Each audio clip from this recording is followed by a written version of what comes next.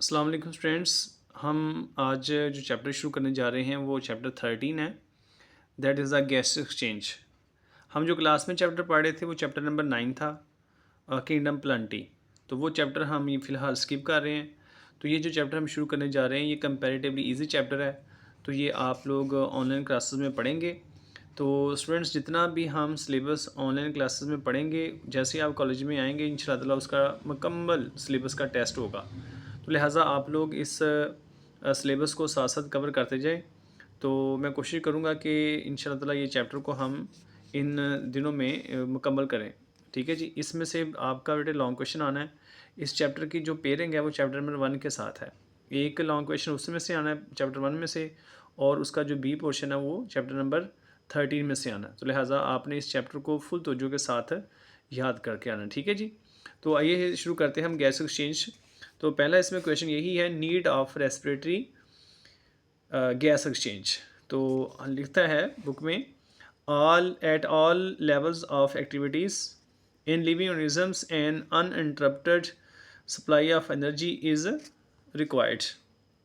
यानी कि जानदार में तमाम लेवल्स पे, चाहे वो फिर ऑर्गेनिज़मिक लेवल है, चाहे वो फिर आगे organ system level, organ tissue level, cell या सेल से छोटा जो लेवल है ऑर्गेनली लेवल्स, किसी भी लेवल पे हम देखें तो किसी भी जानदार को मसलसल तौर पर एनर्जी चाहिए उसकी एक्टिविटी परफॉर्म करने के लिए।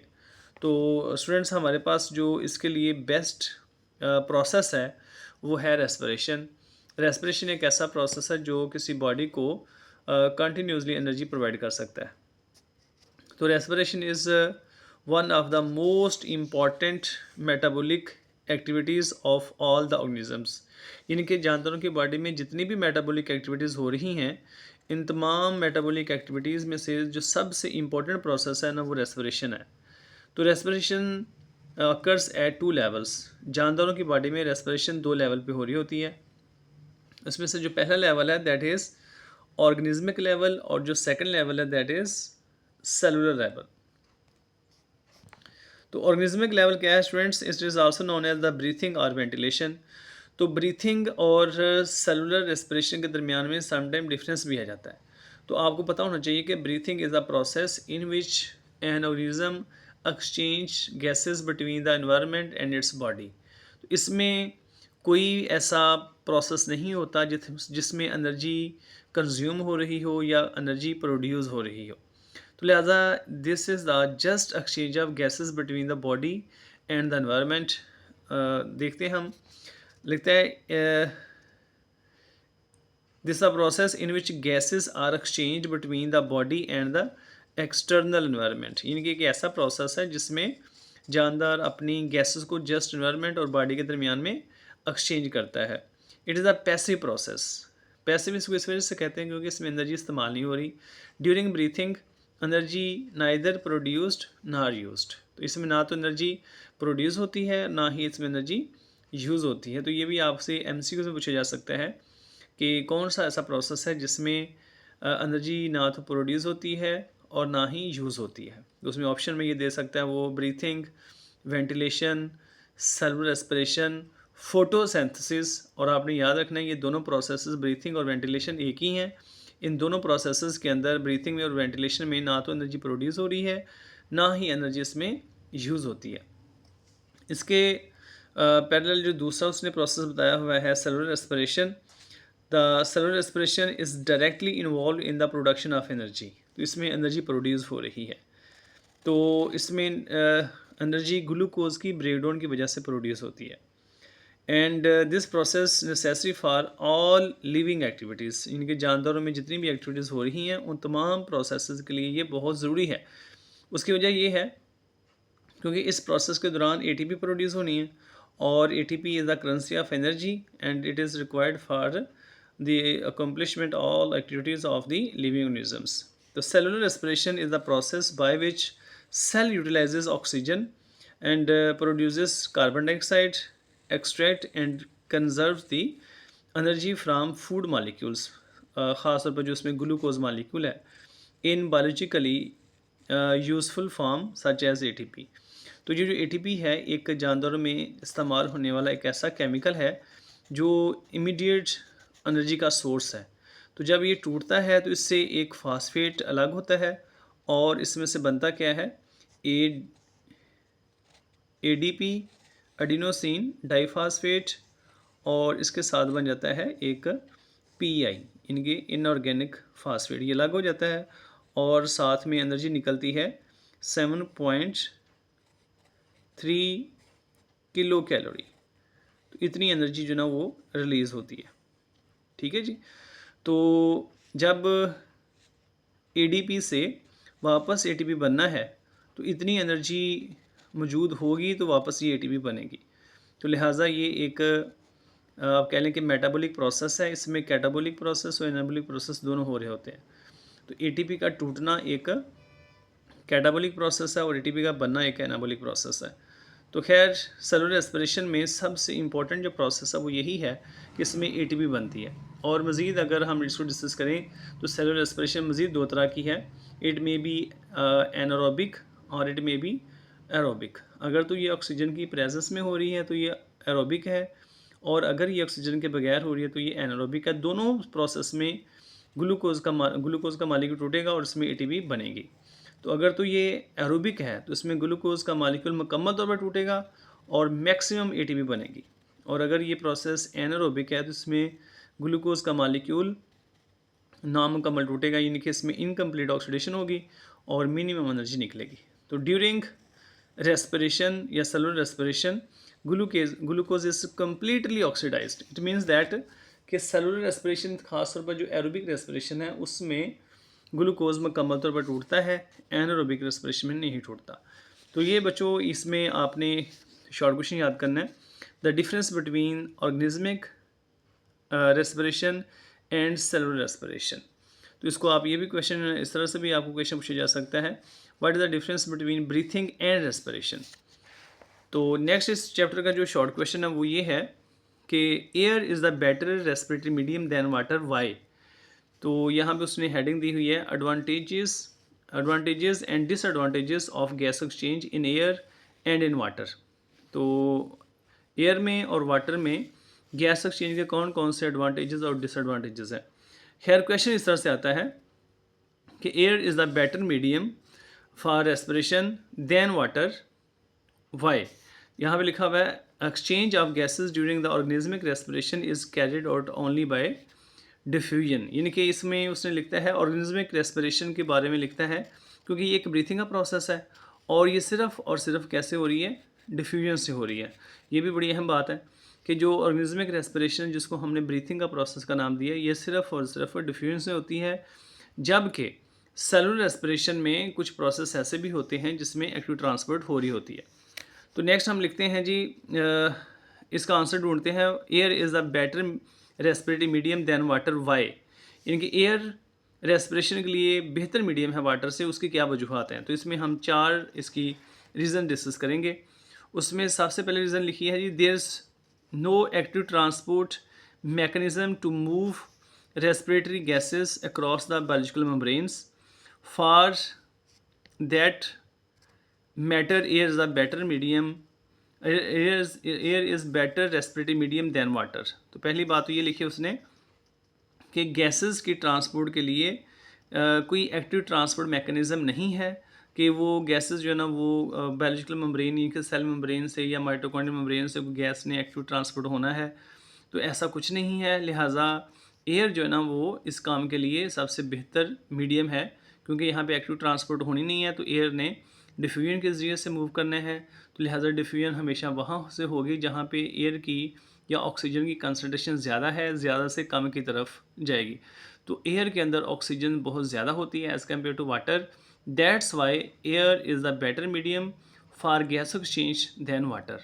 तो इसकी आगे उसने एक्सप्लेनेशन भी लिखी हुई है, oxygen obtained more easily from air, यानी कि एयर से ऑक्सीजन को गेन करना आसान भी है। Oxygen can be obtained more easily from the air than water because of many reasons. आगे उसने एक रीज़न लिखी है, air has more oxygen contents than water. इसलिए पहले वाले पॉइंट को एक्सप्लेन करता है, लिखता है कि जी firstly the oxygen contents of the air is much higher than oxygen content equal volume of the water, यानी कि आपके पास एयर का एक तरफ हमारे पास एयर है, दूसरी तरफ हमारे पास वाटर है, यानी कि एयर का और वाटर का आप वॉल्यूम इक्वल ले लें, यानी कि दोनों को एक एक लीटर ले लें आप। 1 लीटर आपके पास एयर है और 1 लीटर आपके पास वाटर है, दोनों में आपने ऑक्सीजन की क्वांटिटी को मेयर करना है।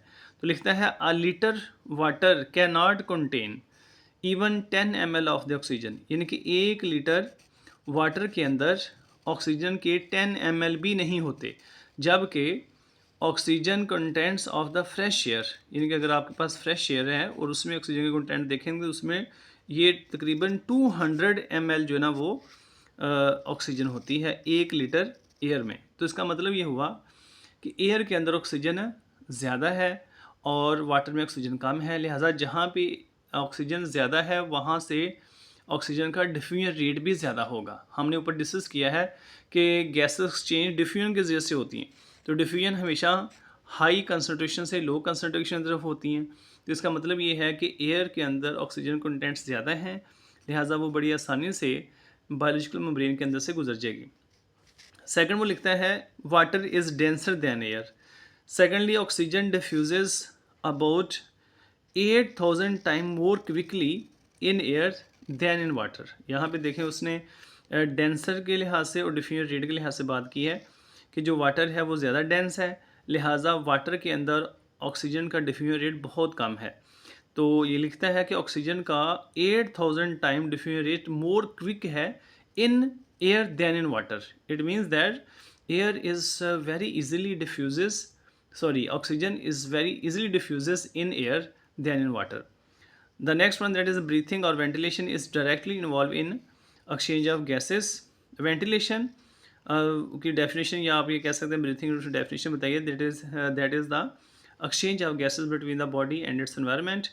Ventilation of water is far more difficult, यानी कि इसका मतलब ये हुआ कि अगर वेंटिलेशन होनी है वाटर में ऑक्सीजन की, तो ये मच मोर डिफ़िकल्ट है than the ventilation of the air, because water is 8000 time more dense than air. तो इसका मतलब ये हुआ कि वाटर जो है ना वो पानी से 8000 गुना ज़्यादा जो है ना वो डेंस है, तो लिहाजा वेंटिलेशन ज़्यादा आसान कहाँ होगी, एयर के अंदर, ना कि वाटर में। तो इस वजह से भी एक आप हमारे पास एक और रीज़न आ गई कि एयर जो है ना वो बेटर रेस्पिरेटरी मीडियम है वाटर की निस्बत। तो नेक्स्ट पॉइंट हम देखते हैं स्टूडेंट्स क्या लिखा हुआ है, नेक्स्ट पेज पे आते हैं हम। The next point is that water is more viscous. तो विस्कोसिटी क्या है? विस्कोसिटी हम कहते हैं it is the tendency of a medium that involves in the resistance in flowing of something. इनकी एक वाटर है, अगर वो उसमें रेजिस्टेंस ज़्यादा है फ्लो में तो उसकी विस्कोसिटी ज़्यादा है। अगर कोई मीडियम है वो आसानी से फ्लो कर रहा है तो उसकी इसका मतलब उसकी विस्कोसिटी कम है। तो यहाँ लिखता है viscosity of the water is 50 times more viscous than that of water than is of air. Viscosity of water is 50 times more, यानी कि इसका मतलब ये है कि वाटर की जो विस्कोसिटी है तो वो एयर से 50 टाइम मोर है, लिहाजा वाटर के अंदर ऑक्सीजन का डिफ्यूज़ करना ज़्यादा मुश्किल होगा। That's make it more difficult for exchange of gases in water as compare to air. It means that कि वाटर के अंदर ऑक्सीजन का डिफ्यूज़ होना इस वजह से भी मुश्किल है क्योंकि वाटर की जो विस्कोसिटी है वो एयर से 50 टाइम मोर है। तो इसका मतलब ये हुआ बेटे कि air is the better medium for gas exchange than water. तो ये हमारे पास वो रीज़न्स आ गई हैं जिन रीज़न की बेस पे हम ये कह सकते हैं कि air is the better medium for gas exchange than water. तो ये सारे के सारे पॉइंट्स आपको ये मेमोराइज़ करने होंगे। इसमें से कुछ आपको एमसीक्यूज़ भी आ सकते हैं, इसमें से शॉर्ट क्वेश्चन भी आपको पूछे जा सकते हैं। मैं दोबारा से एक दफ़ा इसको रिव्यू करता हूँ। पहले हमने बेटे क्वेश्चन ये डिस्कस किया नीड ऑफ रेस्पिरेटरी गैसेस। तो आपको पता है कि जितनी भी सेल के बॉडी के अंदर डिफरेंट लेवल्स हैं, जैसे मैंने बात बताई ऑर्गेनिज्मिक लेवल है, ऑर्गन सिस्टम लेवल, इसी तरह से हमने बात की इसकी tissue level, cell level, organelle level, जितनी भी लेवल्स हैं सारी एक्टिविटी के लिए ऑक्सीजन रिक्वायर्ड है, ठीक है ना। इस वजह से हमें गैस एक्सचेंज के लिए बहुत ज़रूरी है, क्योंकि वो गैस एक्सचेंजेस होंगी तो फिर ही पॉसिबल है कि हमारी बॉडी में एनर्जी बने, और एनर्जी तभी पैदा होगी जब गैस एक्सचेंज होगी और रेस्पिरेशन प्रोसेस होगा। ये कि हमारी बॉडी में कहता है बेशुमार एक्टिविटीज़ हो रही हैं, उनमें से सबसे ज़्यादा इंपॉर्टेंट रेस्पिरेटरी एक्टिविटी वो रेस्पिरेशन है। फिर नेक्स्ट क्वेश्चन ये है कि what is the difference between breathing and cellular respiration, जिसको हम वेंटिलेशन भी कह रहे हैं। तो वो हमने फिर देखा कि जो ऑर्गेनिज्मिक रेस्पिरेशन है, that is the only exchange of gases between the body and the environment. Here energy is not produced and energy is not used, while the cellular respiration, it is the process of the breakdown of the glucose, and this is the process in which energy is produced.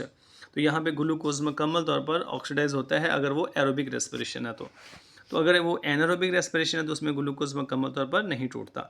तो फिर हमने next question ये discuss किया है कि जो जानदारों की body के अंदर गैस एक्सचेंज का प्रोसेस है वो डिफ्यूजन से होना है, और फिर हमने ये बात भी डिस्कस की है कि जो एयर है is the better medium for gas exchange than water. उसकी हमने समरी सारी सारी डिस्कस की कि कौन कौन से रीज़न है।